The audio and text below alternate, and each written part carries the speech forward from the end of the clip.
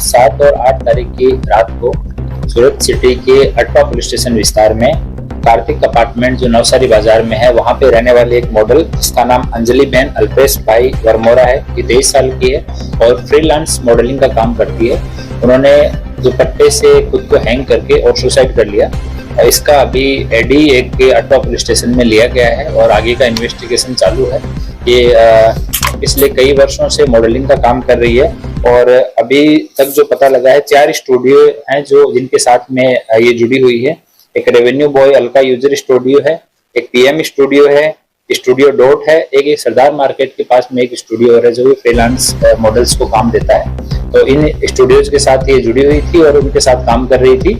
उस रात को इसकी सगाई हो रखी है, अभी शादी होने वाली थी, पर इसकी जो होने वाली सास है उनकी डेथ हो गई। इस वजह से शादी है वो अगले साल में करने वाले थे। फियांसे के साथ भी रात को बात हुई थी, पर उस बातचीत में भी हमने पूछताछ किया तो फियांसे का भी कहना है कि इस तरह का मुझे कोई स्ट्रेस जैसा या वो कोई तनाव में है ऐसा मुझे नहीं लगा।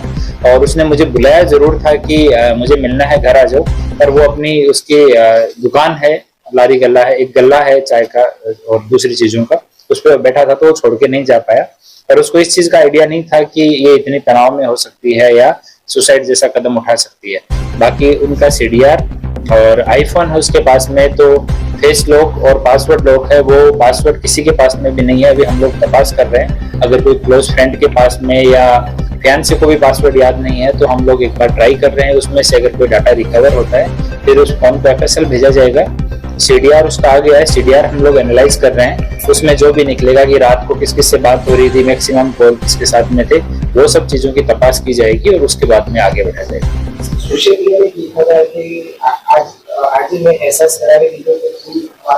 हाँ, उनके मॉडल ने 2 स्टेटस लगाए थे जो थोड़े तनाव में लगते थे। नाम नहीं लिखा गया है, पर किसी आदमी को संबोधित करके कि भाई आज आपने एहसास करा दिया है कि मैं आपके लिए कुछ भी नहीं हूँ, इस तरह का स्टेटस था।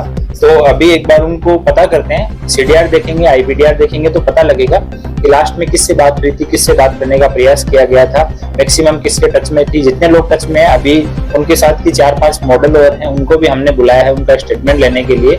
साथ में जो मेकअप आर्टिस्ट, कैमरामैन ये हैं, उनको भी आइडेंटिफाई किया गया है, उनको भी हम लोग बुला रहे हैं स्टेटमेंट के लिए। तो सब एंगल पे हम लोग तपास करेंगे। उनका फाइनेंशियल स्टेटमेंट पे हम लोग तपास कर रहे हैं कि कहीं कोई फाइनेंशियल तनाव की वजह से ऐसा कदम उठा ले। सारी चीजों पे हम लोग काम कर रहे हैं। जैसे कुछ अपडेट होगा आपको दोबारा से बुला के अपडेट करेंगे।